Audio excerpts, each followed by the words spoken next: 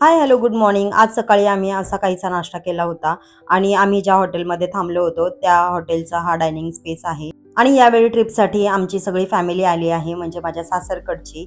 So आम्ही सगळ्यांनी breakfast वगैरे छान एन्जॉय केला. आणि पिकनिकला जायचं म्हटल्यावरती असा काही ग्रुप किंवा आपली अशी फॅमिली सोबत असेल ना, तरच एन्जॉय होऊ शकतं असं मला वाटतं आणि छान वाटतं सगळेजण एकत्र आल्याच्या नंतर.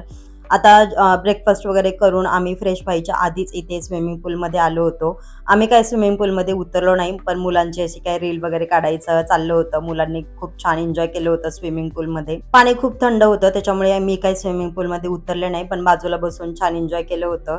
त्याच्यानंतर वरती गेलो आणि मस्तपैकी फ्रेश वगैरे झालो आणि लाँग ब्लॉग शूट केला आहे मी या पूर्ण रूम टूरचा. सो नक्की जाऊन बघा. प्रतापगडाचा सुद्धा त्याच्यामध्ये व्हिडिओज वगैरे आहे. प्रतापगड आम्ही पूर्ण फिरलो होतो, त्याचं सुद्धा तुम्हाला पुढे बघायला मिळेलच.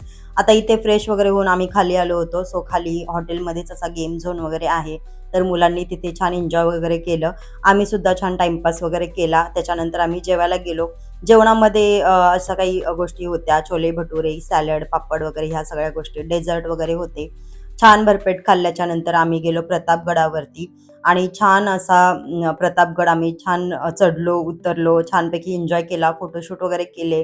आणि खरंच खूप छान वाटतं असे आपले महाराजांनी जे आपल्यासाठी बनवून ठेवलेल्या आहेत या गोष्टी बघायला ना, खरंच खूप छान वाटतं. आणि जेव्हा आम्ही महाराजांच्या ह्या पुतळ्याकडे गेलो होतो, म्हणजे जे काही असेल स्मारक असेल किंवा काय, खरंच अंगावरती काटा आला होता ते बघून. असं वाटलं की बघतच राहावं असं झालं होतं. आणि महाराजांचा पुतळा बघितला ना की असं वाटतं की आपल्या सोबतच ते आहेत असं वाटतं.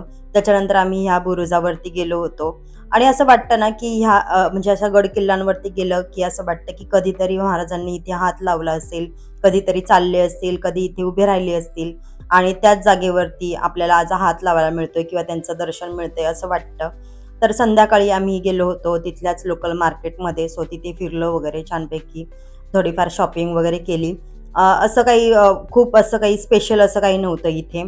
थोडंफार गोष्टी आम्ही घेतल्या आणि हॉटेलमध्ये गेलो. हॉटेलमध्ये गेल्याच्या नंतर असं काही जेवण होतं रात्रीचं. सो चला, असा होता आमचा आजचा दिवस. भेटूया नेक्स्ट व्लॉगमध्ये. तोपर्यंत बाय.